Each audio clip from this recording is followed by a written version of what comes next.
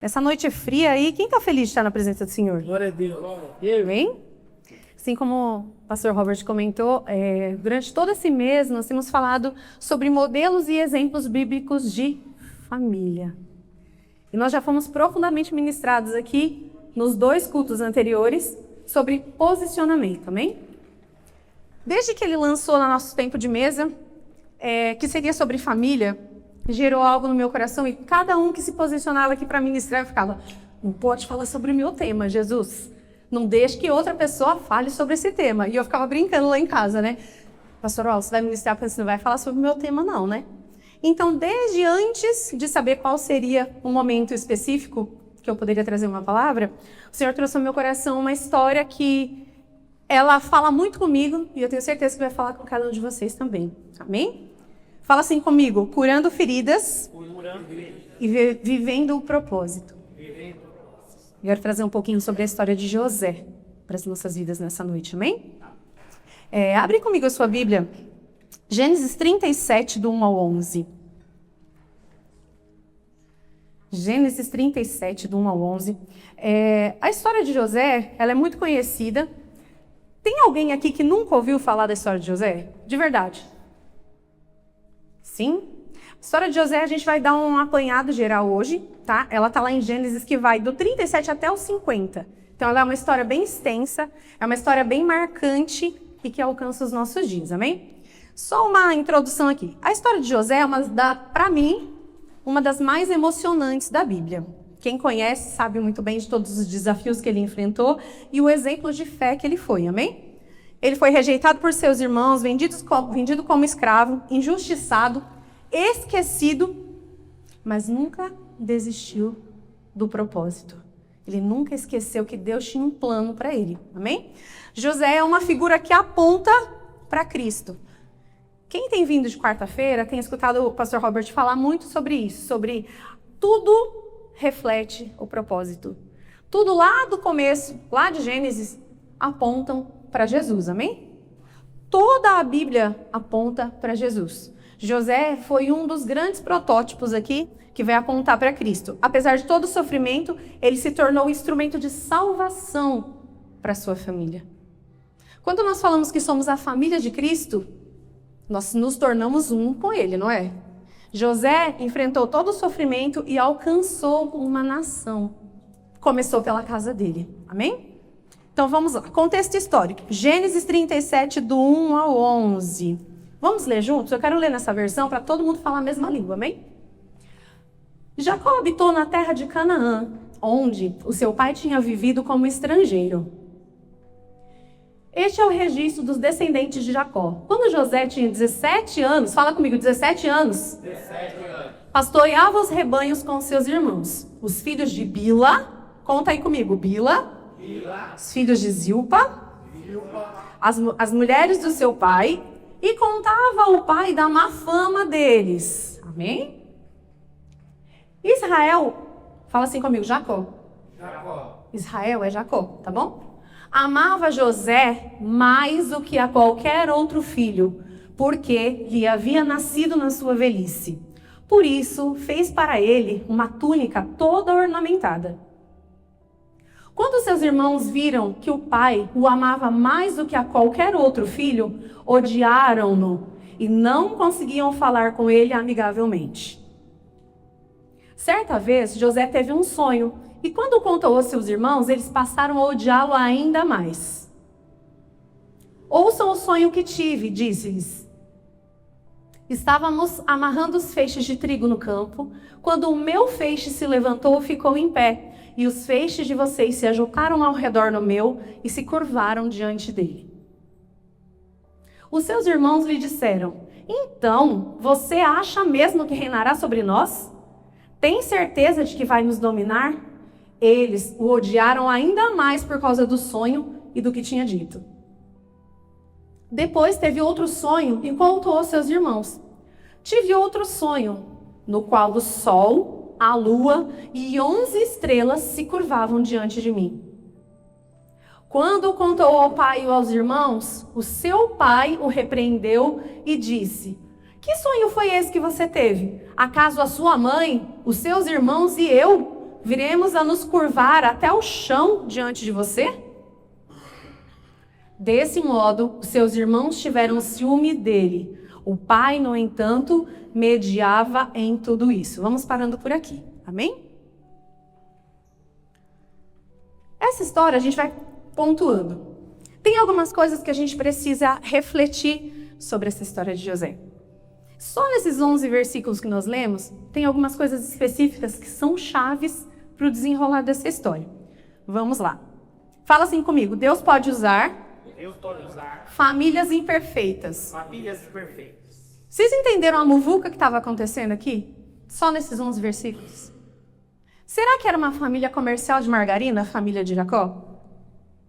A família na qual José tinha nascido não era uma família que pudesse ser vista pelos outros como uma família uau, exemplar. Algumas adendos a gente vai fazer aqui. Vamos pensar um pouquinho sobre a nossa casa, sobre a nossa família. Hoje, qual é o histórico da sua família? Como ela se iniciou? Ontem nós tivemos um momento de casais, né? Nós fomos com alguns casais aqui da igreja, e o pastor Robert começou a fazer algumas perguntas norteadoras, né? Algumas perguntinhas chaves. Ele começou a perguntar para cada casal. Conta um pouquinho da sua história. Como é que vocês se conheceram? E cada um dos casais que estavam na mesa tiveram a oportunidade de contar a sua versão, alguns uma versão um pouco, né, meio avançada, que a esposa ficava, não foi assim que aconteceu. Porque cada um tem o seu ponto de vista com relação a uma história. E quando a gente começa a entender quem são as famílias que estão ao nosso redor, a gente entende que nós vivemos a realidade, amém? Ninguém aqui vive comercial de margarina. As famílias perfeitinhas que começaram, nossa, né, Thaís? 40 dias de jejum e oração para ganhar o gato, né? Não foi, né, Isaac? Então a gente... foi desse jeito, cara de pau. Então a gente consegue entender que quando há propósito e corações disponíveis, o Senhor faz de acordo com a vontade dele. Amém? Jacó iniciou essa família com muitos traumas e problemas. Quem conhece aí um pouquinho desse início de relacionamento de Jacó? Jacó sai da sua parentela, vai lá, olha no campo uma moça e se apaixona por ela. Fala assim comigo, Raquel. Raquel era linda, maravilhosa e amor à primeira vista. Ele bate o olho nela e fica apaixonado. Ele vai atrás do pai dela e fala, o que eu preciso fazer para casar com essa gata? Aí ele fala, trabalha para mim por 7 anos. Ele não pensou 2 vezes, né? Foi lá, ralou, trabalhou, enfim, chegou o dia do casamento. O que acontece no dia do casamento? Labão dá a esposa errada. Deu a filha mais velha, porque segundo a cultura dele, tinha que casar primeiro a mais velha para depois a mais nova. Ou seja, ele trabalhou por 7 anos e pegou a esposa errada. E agora, qual o propósito? Vamos trabalhar mais 7 anos para pegar a esposa certa. Ele entendeu, trabalhou e conquistou. Sabe quando foi lido ali o versículo que fala sobre 2 esposas? Jacó teve 4 mulheres. Leia, ou Lia, dependendo da versão. Raquel, que era a esposa que ele amava. E as 2 servas das esposas. Que loucura, né? Naquela época, no contexto histórico, culturalmente isso era permitido, amém? Quanto mais descendentes o homem tivesse, maior seria abençoada a sua geração. Graças a Deus isso mudou, aleluia. Então, ele teve 12 filhos com essas 4 mulheres. Mas lembra que eu falei aqui, qual foi a esposa que ele amou? Por qual ele batalhou? Raquel. Então José é o filho dessa esposa que ele amava. Por isso essa preferência, amém? José era o filho favorito, nascido da sua esposa amada. Vivia em um lar disfuncional, com irmãos ciumentos e uma estrutura familiar cheia de ressentimentos. Se a gente for estudar um pouquinho a história dessa família, fala que as duas irmãs, se degladiavam dentro de casa para ver quem era mais abençoada. Porque o sinal de bênção sobre a mulher era a quantidade de filhos que ela podia prover para o esposo. Pensa na loucura. E a irmã mais velha, que não era a amada, conseguiu um monte de filho. E Raquel tinha uma dificuldade em ter filhos. Então, o que acontece?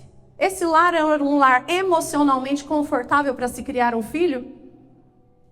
Homens casados, vocês já se imaginaram tendo que mediar conflitos de 4 esposas e 12 filhos, homens casados? Difícil, né? Se hoje mediar o conflito de uma mulher e alguns filhos já é complicado, os filhos são completamente diferentes um do outro. Personalidades, propósitos, as dificuldades que enfrentam. E nessa família não era diferente, amém? Só que o que acontece? Jacó repete o erro de Isaac, seu pai. Sabe aquela música, a louvor bem antigão, Deus de Abraão, de Isaac e Jacó, mesmo hoje. Algumas coisas de dificuldades, elas vêm acompanhando o histórico familiar. Quem lembra aí do favoritismo de Esaú e Jacó? Pai tinha o seu preferido, que era Esaú. Jacó não era o preferido do pai, era o preferido da mãe. E Jacó cresce vivendo isso e ele reproduz isso na sua família. Ele tinha vários filhos, mas ele tinha o seu preferido. E isso era claro e evidente. A preferência dele era tão grande que ele dava até uma roupa diferenciada para esse filho amado, querido. Na sua casa você tem mais irmãos? Você convive com mais irmãos? Quantas vezes já não veio no seu coração isso? Nossa, minha mãe gosta mais do fulano. Meu pai gosta mais do ciclano. Nossa, por que a minha família inteira tem preferência por fulano? Nossa, não me tratam bem da mesma forma que tratam o outro. Ai, porque é a tia Pink do pai. Ai, porque é o queridinho da mãe. Sempre tem essas coisas entre irmãos. Então, pais e mães, o nosso papel é ser imparcial na criação dos nossos filhos. Porque o nosso posicionamento, a nossa postura pode gerar feridas que gerarão traumas e podem impactar a vida de outras pessoas, não somente a do filho que foi ferido. Olha o que acontece. Esse não seria o padrão da família ideal para que Deus usasse, não é mesmo? Não seria. Um monte de gente ferida, magoada, com dificuldade, que tramava coisas contra os próprios da casa. Uma família é sinal de proteção, de amor e de cuidado. E quantas vezes você não se sente amado, cuidado, pertencente a um lar? Os outros filhos se sentiam dessa forma, pela posição do pai. O passado familiar não limita o propósito de Deus, amém? Fala assim comigo, o favoritismo destrói relações. Amém? Normalmente tem alguns perfis, né? O filho mais velho é o filho mais responsável, é o que acaba vestindo a capa ali de ajudante da família. Normalmente o filho mais novo, na vista de todos, é o que é mais mimado. Tem uma teoria que fala que o filho do meio é o que tem que se virar. Mas quando o lar é funcional, em tudo há equilíbrio. Amém? E se não houver o equilíbrio humano, físico, braçal, é o Senhor quem dá a graça para que a gente consiga viver cada uma das batalhas, amém? Eu não sei qual é a estrutura de lar que você foi criado, mas o Deus que nós servimos é um Deus que restaura, que cura e transforma, para que a gente possa viver, mesmo sem entender o hoje, a gente possa viver o propósito de Deus lá na frente, amém? Gênesis 37, não vai precisar abrir não, tá bom? Vai depois lá em casa você dá uma olhada. Do 12 ao 36, fala sobre o trauma da rejeição. Uma família de 12 irmãos, onde a convivência já não era fácil. Nós lemos aqui nos versículos anteriores que Jacó mandava José fazer o quê? Pastorear e ficar de olho nos irmãos. Na sequência do versículo 12 em diante, fala assim, ó. Os irmãos foram pastorear, foram trabalhar no campo. José não ia. Ok, já começa aí, né? Por que ele não ia se ele já tinha 17 anos? Já dava para ir, né? Ok, ficou. O pai fala para ele, vai lá ver se os seus irmãos estão fazendo isso mesmo que eu mandei fazer. E quando ele vai, ele encontra uma pessoa no caminho que fala, você está indo para onde? Ah, estou indo lá ver os meus irmãos. Aí ele fala, mas seus irmãos não estão lá não. Eles foram curtir lá não sei aonde. Eita. O que ele faz? Ele deveria voltar e contar para o pai. Ele vai ao encontro dos irmãos. E os irmãos sabiam o que ele tinha ido fazer. Vamos continuar aqui. Como é a convivência na sua casa? Todos os gostos e opinião seu, dos seus irmãos, são parecidos? Pensa um pouquinho no teu irmão aí, na sua irmã. Tenho certeza que aqui todo mundo tem irmão, né? Tem alguém aqui que é filho único, gente? Não, então você sabe do que eu tô falando, né? Tem casas que tem 2. Eu fico brincando, como pode 3 filhos lá em casa, do mesmo pai, da mesma mãe, ter perfil totalmente diferente? Cada um tem o seu gosto, tem a sua personalidade, suas preferências em todos os sentidos. E a rivalidade, ela existe e ela precisa ser mediada.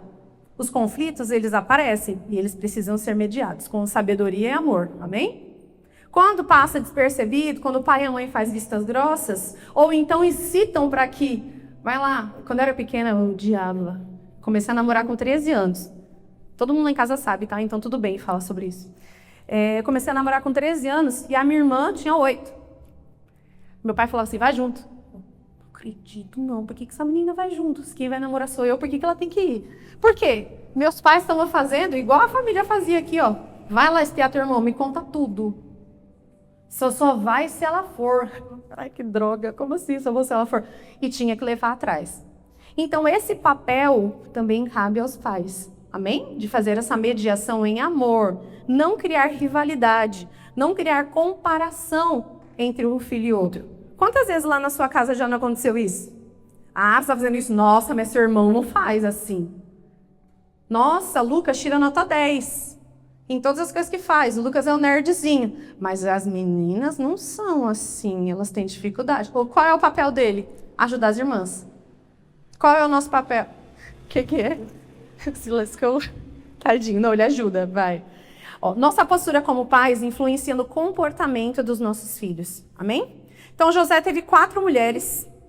Um lar emocionalmente desestruturado. Porque pode ser que o homem pudesse ter não sei quantas mulheres, desde que ele conseguisse manter financeiramente. Hoje a gente sabe, a sua responsabilidade é só financeira com o seu lar? Não, né? Sua responsabilidade não é somente financeira. Ela é espiritual, ela é emocional, além da financeira. Seus irmãos queriam matar, mas decidem vendê-lo. Tinha sempre um lá que tinha um pouquinho mais de juízo, e não deixou com que matassem. Vocês já imaginaram o nível de rivalidade que você teria coragem de matar o seu irmão? E inventar uma mentira para cobrir tudo isso? Então eles decidiram vender como escravo e fingir a sua morte. Agora vamos pensar um pouquinho nesse coitado. Perdeu o lar, foi arrancado do convívio do seu pai que tanto o amava. Por quê? Ele era o preferido, ele era cuidado, ele era amado, ele era protegido de todas as situações que poderiam causar algum mal. E o pai mal sabia que as grandes dificuldades estavam ali dentro daquela casa. E quantas vezes o nosso núcleo familiar ele não está tão curado? E às vezes as guerras que acontecem dentro de casa se tornam até piores do que o que vem de fora para afetar.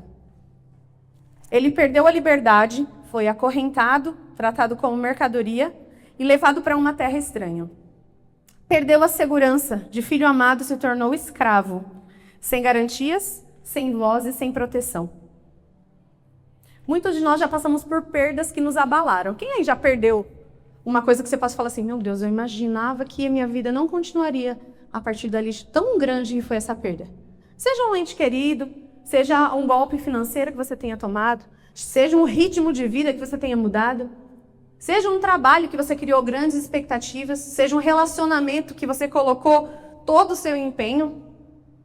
Ontem a gente conversou, brincou, falou, várias pessoas lá da mesa já tinham sido noivas. Quando você faz uma aliança de noivado com alguém, você cria expectativas de um futuro, não é mesmo? E qual é a sensação quando tudo isso é tirado? Se coloca no lugar de José nessa hora. Quando você passou por essa situação que você viveu, seja ela em qualquer uma das áreas da sua vida, foi confortável? Será que a sua fé foi abalada com tudo isso? Fala assim comigo, o sofrimento nem sempre significa abandono, mas preparação. Os traumas não anulam a presença de Deus, amém? Muitas vezes a gente se pergunta, Senhor, por que eu estou passando por essa situação? Por que eu tenho que viver isso? Eu já passei por muita coisa.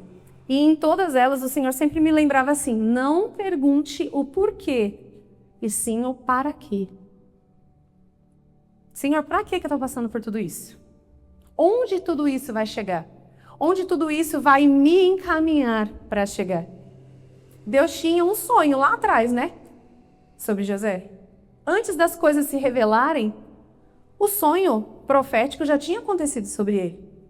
Quantos sonhos proféticos o Senhor tem entregue sobre a sua vida? Quantas palavras, pessoas já foram usadas por... Eu não estou falando de profetada não, tá, gente? Estou falando de coisa séria. Quantas palavras, pessoas já foram impulsionadas pelo Senhor a chegar e entregar para você? E por causa da sua situação atual, você acabou se esquecendo daquilo que Deus prometeu. Tudo coincidia para que José esfriasse na sua fé. Para que ele deixasse de acreditar no que Deus tinha prometido para ele. Mas quem tinha prometido não era o homem. Não eram os irmãos, não era o pai dessa terra. Quem tinha prometido tudo para ele era o Senhor, amém? E foi nisso que ele se firmou. Vamos continuar. Integridade em meio à injustiça. Lá depois, vocês deem uma olhada, Gênesis 39. Na casa de Potifar, José começou a ser fiel, como ele sempre foi. E ele começou a ser visto. E ele foi colocado como escravo, como servo, dentro da casa de Potifar. Certo? Quando você coloca alguém dentro da sua casa, você dá liberdade para que essa pessoa conheça a sua intimidade. Quando nós levamos alguém para a nossa mesa, quando nós levamos alguém para a nossa casa, seja em qualquer situação, essa pessoa passa a nos conhecer dentro das quatro paredes. E a mulher de Potifar aproveitou dessa situação, com o menino bonitinho, novinho, dentro de casa, para tentar seduzi-lo. Amém? Imagine que essa mulher deveria ser uma das mais bonitas daquele local. Ela era a que tinha dinheiro para se produzir, ela era a que tinha servos à sua disposição. Quem dera nós hoje pudéssemos ter servos à nossa disposição, dinheiro para estar preparada, arrumada, maquiada o tempo todo, porque era o que fazia parte da cultura naquela época. Então ela era uma mulher fisicamente agradável aos olhos. E ela passou a dar em cima do José. Tadinho do José. Mas a palavra diz que ele recusa a esposa de Potifar, amém? Ele escolheu a fidelidade a Deus. Coloca pra gente, Henrique, Gênesis 39, 9.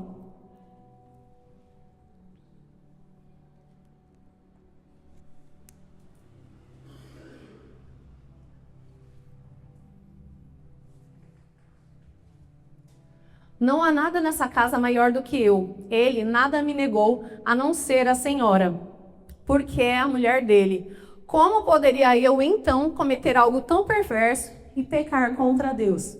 Olha isso, ele era o chefe da organização da coisa. Ele tinha acesso a tudo, menos a esposa do cara. E é aí que vem uma das setas. É aí que vem um dos banquetes que não estava no cardápio, amém? E ele teve que ter muita postura e conduta para dizer, não, eu sei o Deus que eu sirvo. Eu sei que isso aí não veio no pacote no qual o Potifar me ofereceu, não. E ele se manteve firme, amém? Quantas propostas estão sendo feitas para roubar sua promessa?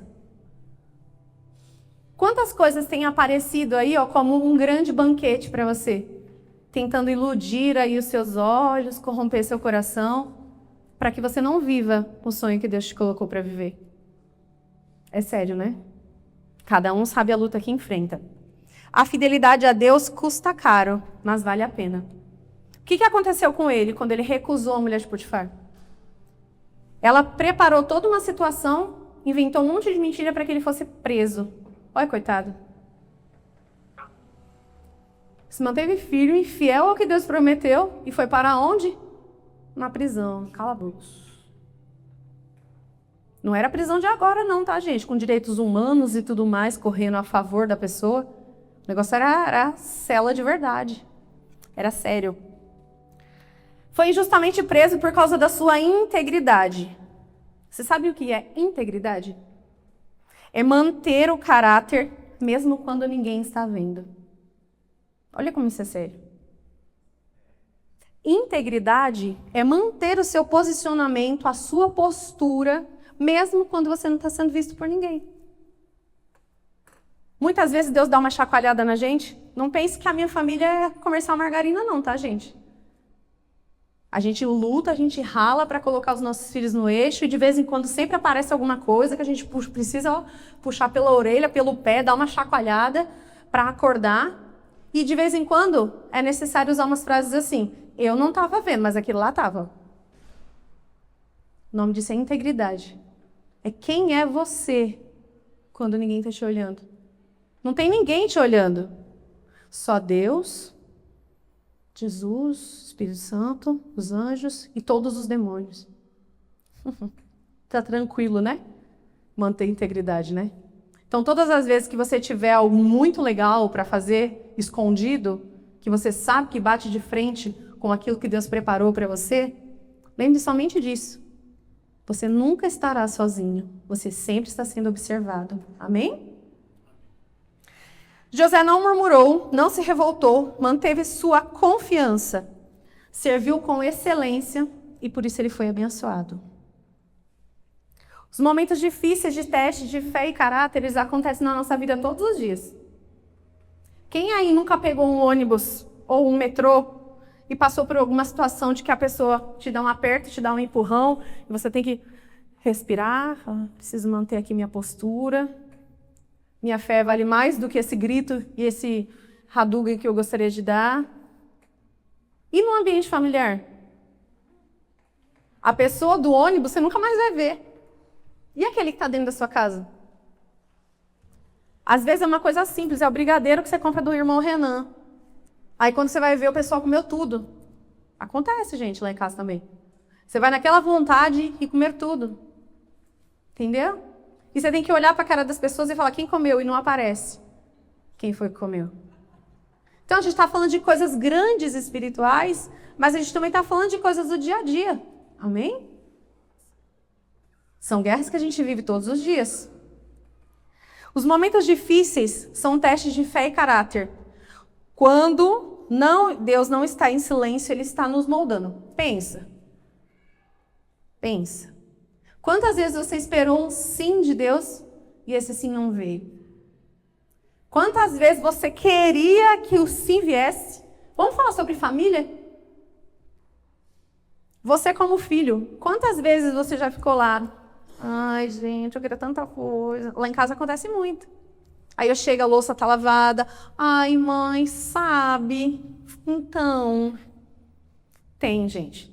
Em todos os lugares. E não era diferente no tempo de José. O que aconteceu com ele?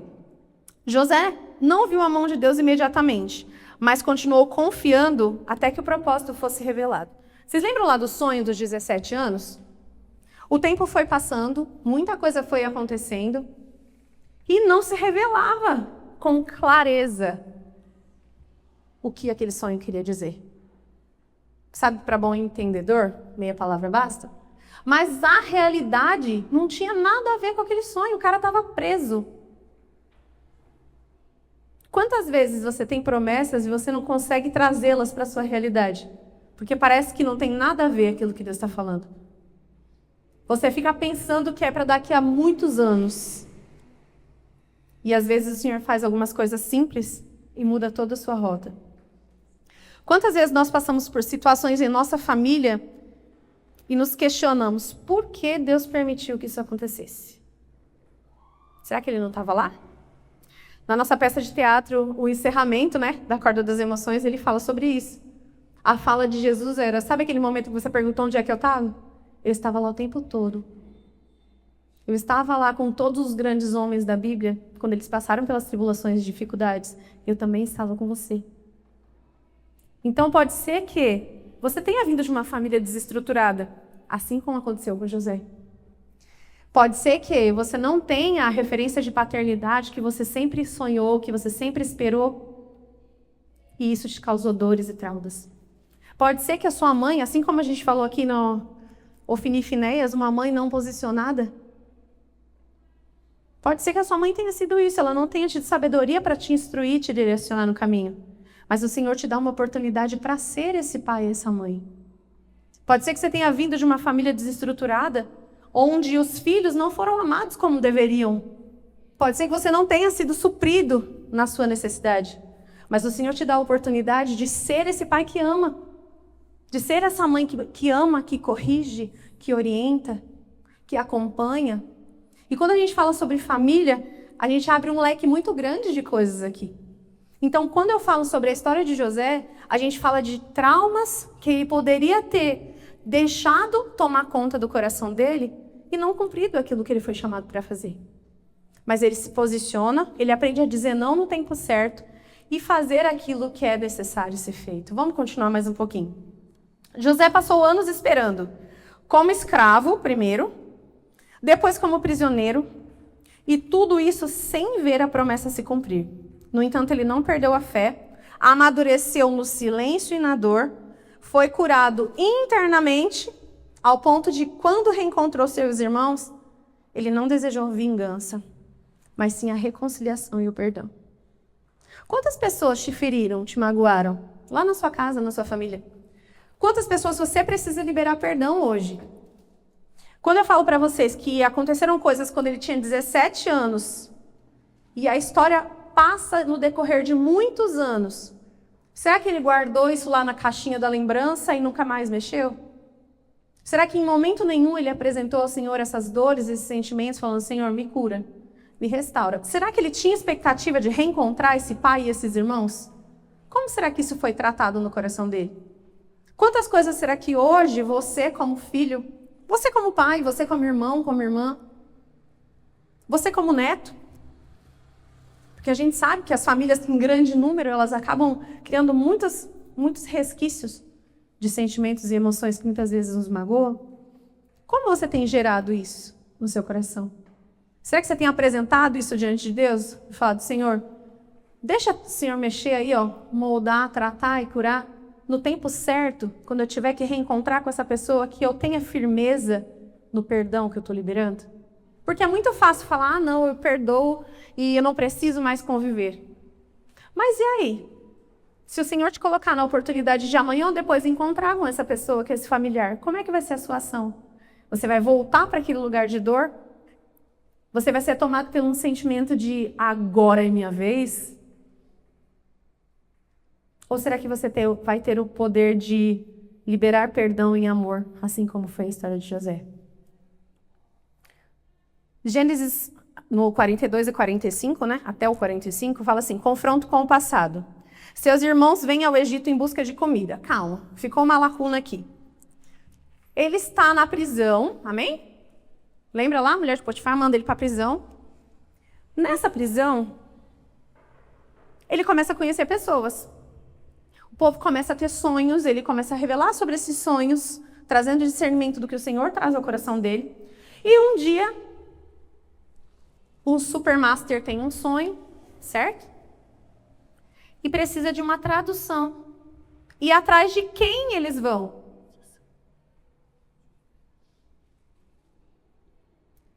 Deus não tinha retirado dons de José. Ele não perdeu a identidade. Ele sabia exatamente quem ele era. Quando ele revelou os sonhos lá dentro da prisão, para o padeiro, para não sei quem mais, eles fizeram uma promessa que quando saíssem da prisão, iriam ir lá com os grandes falar sobre José, para tirá-lo da prisão. Mas ainda não era o tempo do Senhor para ele. E ele foi esquecido por lá. E quando alguém sonha e precisa da revelação, vão lá e buscam José. Ele é levado até a sala principal e o que ele fala sobre o sonho passa a acontecer. E aí ele volta a ter o respeito no qual o Senhor o preparou para viver. Amém? Aí ele volta, passa a governar e no determinado momento o sonho que se revela alcança também a casa do seu pai. Eram 7 anos de bênção e provisão, 7 anos de prosperidade, e os próximos 7 anos que viriam seriam um tempo de seca, tempo de fome, tempo de muita amargura. E quando esses 7 anos de amargura alcançam a casa do pai, essa família vai onde? Vai lá onde José estava, sem saber quem ele era. E eles são levados à presença de José, que agora passa a ser uma figura importante. Na nossa perspectiva humana, seria o momento da vingança, né? Quem te passa na prova e não te ajudou. Era a hora daquela música se revelar. Mas o que ele faz? Com um coração de amor e de perdão, ele supre a família. Ele supre os irmãos. Ele manda o mantimento necessário. E mais do que isso, ele pede para buscar o pai. O pai ainda estava vivo. Ele pede para buscar esse pai. Pensa que esse pai passou anos da vida pensando que o filho estava morto. E chega um momento de tanta emoção que ele não aguenta e ele se revela para o pai, para os irmãos, falando quem ele era. E a restauração vem sobre essa casa, essa família, amém? Amém. Restaurou sua família ao invés de vingar-se. Ele escolheu perdoar. Perdão é sentimento? Não. Perdão e amor são mandamento. Às vezes as pessoas te feriram num nível que você não consegue nem imaginar liberar perdão para essa pessoa. Sabia que nós ferimos o coração de Jesus todos os dias e ele escolheu nos perdoar? Eita. Amor e perdão são mandamentos e não sentimentos. Amém? Perdoar é libertar-se do peso do passado. Deus cura muitas famílias que estão com o coração disposto ao perdão, à reconciliação. Quantas vezes você vê famílias que estão totalmente destruídas, desestruturadas pelas escolhas erradas que fizeram? Há momento de recalcular a rota. Quem são as pessoas que você tem guardado aí no seu coração? Quem são as pessoas que você tem carregado um peso que não é seu por falta de liberar perdão? Se você pudesse encontrar hoje com essas pessoas, como seu coração estaria? Será que leve? Será que disposto a ter um relacionamento saudável? Ou seria o seu momento? Gênesis 50, do 15 ao 21. Pode colocar só o versículo 20, Rick, por favor. Gênesis 50, versículo 20. O propósito soberano de Deus.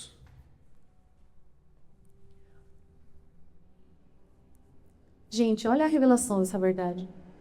Ele encontra com os irmãos que não sabiam quem ele era, mas ele o reconheceu, os irmãos, né? Que ele era novinho, ele deve ter mudado muito.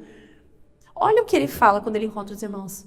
Vocês planejaram um mal contra mim, mas Deus o planejou para o bem, para que a vida de um numeroso povo fosse salva hoje. Através da vida restaurada do coração perdoador de José, uma nação foi alcançada. Começou pela família dele. Amém? Então, pela nossa postura, pela nossa conduta, a nossa casa pode ser restaurada e transformada. Sua dor foi transformada em salvação para muitos. José entendeu que tudo o que ele vivia estava dentro do plano de Deus. E quando aquilo aconteceu, dos irmãos chegarem até ele, dos irmãos irem, mesmo sem saber quem ele era, lembra do sonho lá do começo da história?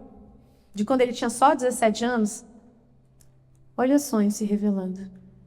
A família toda estava se prostrando para mostrar que ele era grande, que ele era poderoso, que ele era realmente profeta? Não. Para mostrar que Deus tinha um plano para aquela família. Que Deus tinha restauração para aquela família. Amém? Deus transforma feridas em testemunhos. Não viva preso a um passado que te feriu. Aqui eu não tinha colocado, mas um pouco depois vocês dão uma olhada lá, um pouco depois, o pai morre. E os irmãos não estavam acreditando que ele tinha perdoado de verdade. Na cabeça dos irmãos, estava dizendo assim, ele vai esperar só o pai morrer e vai matar a gente. Ele só não matou a gente ainda porque o pai está vivo. Por isso que ele mandou a gente trazer o pai aqui. Quando o coração da pessoa ainda não foi curado, ela passa a ficar peluda. Sabe coração peludo? Espinhoso? Ela acha que todo mundo está perseguindo. Por quê? Ela não conseguiu liberar perdão para ela mesma pelas atitudes. E isso foi o que aconteceu com os irmãos. Eles estavam sempre armados na expectativa de que José ia se vingar, agora ia acontecer. Mas José estava em paz com Deus sobre a decisão que ele tinha tomado. Então que hoje você não seja assim como os irmãos dele, que estavam sempre armados na esperança de que algo ruim viesse a acontecer. Pode ser que você já tenha ferido alguém, porque isso acontece muito na nossa caminhada. Dentro da nossa família, dentro da nossa casa, isso acontece todos os dias, seja em pequenas coisas da nossa rotina, ou seja numa desavença maior, ou seja numa traição, ou seja numa desestrutura que tenha acontecido. Confie de que o perdão aconteceu por completo. Entenda que a restauração, ela vem do Senhor quando Ele está no negócio. Quem vem trazendo cura sobre o seu coração é o Senhor. Quando você está apegado nele, quando você está firmado, é Ele quem cura e não deixa traumas. Imagina um casamento que foi restaurado de um divórcio. Imagina um casamento que foi restaurado de um adultério. Você sempre fica voltando nessa situação. A confiança e a fidelidade precisam ser restauradas em Deus. Amém? Para que o relacionamento continue, para que esse relacionamento flua. José não deixou a dor destruir sua fé. Ele perdoou, serviu com excelência e se tornou canal de bênção. O plano que Deus tem para a gente é exatamente esse. Já ouviram aquela frase? Curados para curar? Você não está aqui por acaso. Oh, meu Deus, que frase de efeito. Não é sério. O Senhor te chama, Ele traz cura à sua família. Porque muita gente lá fora não lê Bíblia, gente. Eles leem a nossa vida, a nossa história. Eles leem a nossa conduta como família. As pessoas estão lá fora. Sabe a palavra que fala a criação geme pela manifestação dos filhos de Deus? Gente, a coisa é séria. As pessoas perderam as referências. É muito difícil você olhar para uma família hoje, família estruturada, que tenha dado certo, que esteja caminhando na presença do Senhor, e você não ter um coração de ficar buscando falhas naquela família. Sabe por quê? Porque eles são cheios de falhas. Então não pense que a família que Deus está estruturando a partir de você, a partir da sua história, ela será uma família perfeita. Todas as famílias têm as suas dificuldades. Todas as famílias têm as suas desavenças. Eu fico brincando, coitada da Jess, que mora lá, vizinha, divide quintal comigo. Deve escutar todas as nossas brigas, os nossos risca-faca lá em casa. Porque pensa, 5 pessoas totalmente diferentes dentro de uma casa, com rotinas diferentes, com horários diferentes, com preferências diferentes, mas buscando e vivendo um único Deus. Amém? Que todos os dias você tenha isso no seu coração. O Senhor vai trazer os ajustes necessários, porque nós continuaremos focados naquilo que é eterno. Não espere a perfeição das pessoas que moram na sua casa. Não espere a perfeição das pessoas que caminham com você. Mas busque a cada dia mais estar próximo de Jesus para ser mais parecido com Ele. As pessoas vão ter as dificuldades. As pessoas vão ter as coisas que nos ferem. Os defeitos vão começar a aparecer. Quanto mais próxima é a nossa convivência, mais você consegue perceber o defeito e a dificuldade do outro. É tão bonito isso. Porque é verdadeiro. Só que nós todos temos que estar aptos a um olhar para o outro e falar, eu te amo, por isso precisa melhorar a tua coisa. Que nós tenhamos esse coração de amor e de verdade diante do Senhor. Um coração que é apto à correção. Porque é só assim que a família cresce. E nós estamos aqui reunidos em família. Hoje foi falado acho que umas 3 vezes já sobre isso aqui. Que nós somos uma família que o Senhor separou, preparou para estar aqui, unidos em propósito. A pastora Érica mandou do grupo de mulheres exatamente isso, falando sobre família, sobre o propósito que nos une, sobre a verdade que nós temos caminhado. Um gosta mais de fazer tal coisa na obra, e ele vai fazer isso com excelência. Outro tem uma dificuldade maior em um outro ponto, porque nós somos uma família é um organismo vivo. Um totalmente diferente do outro, mas caminhando para um único céu. Amém? Então hoje, olhando por essa ótica, família, cultura, igreja, Se alguma coisa tenha produzido algum resquício espiritual, ministerialmente aqui, sobre a sua vida, procure a pessoa que te feriu, procure a pessoa que te magoou. Não deixe que isso passe despercebido, que gere uma dor no seu coração, que gere um distanciamento, que gere sentimentos parecidos com esse dos irmãos de José. Porque uma simples fagulhinha pode causar um grande incêndio, seja ele emocional ou físico. Às vezes um vacilo pequenininho que não é tratado faz com que a pessoa saia de perto, com que a pessoa se perca e perca a sua salvação por ter esfriado seu coração. Então vamos pensar na nossa família física, nossa família casa, pai, mãe, filhos, mas vamos pensar também na nossa família espiritual, porque nós somos um em Cristo. Amém? E não adianta sair magoado da igreja e ir para a igreja do vizinho, porque quem está indo para o mesmo lugar se encontra no caminho, amém? Em algum momento Deus vai te proporcionar estar sentado ao lado dessa pessoa que te feriu, para que você possa ter um momento de cura e restauração. E aí vai do seu posicionamento. Qual é o coração que você quer ter? O de José ou dos irmãos dele? Hoje é dia de entregar tudo aquilo que você viveu, seja trauma familiar ou ministerial. Porque se a gente for perguntar, cada um aqui já passou por alguma família, não é mesmo?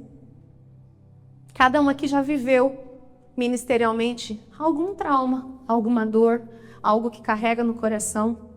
E hoje o Senhor nos dá a oportunidade de colocar isso diante do altar. Falar, Senhor, eu quero viver por um propósito. Eu quero caminhar e que a cura venha sobre a minha vida.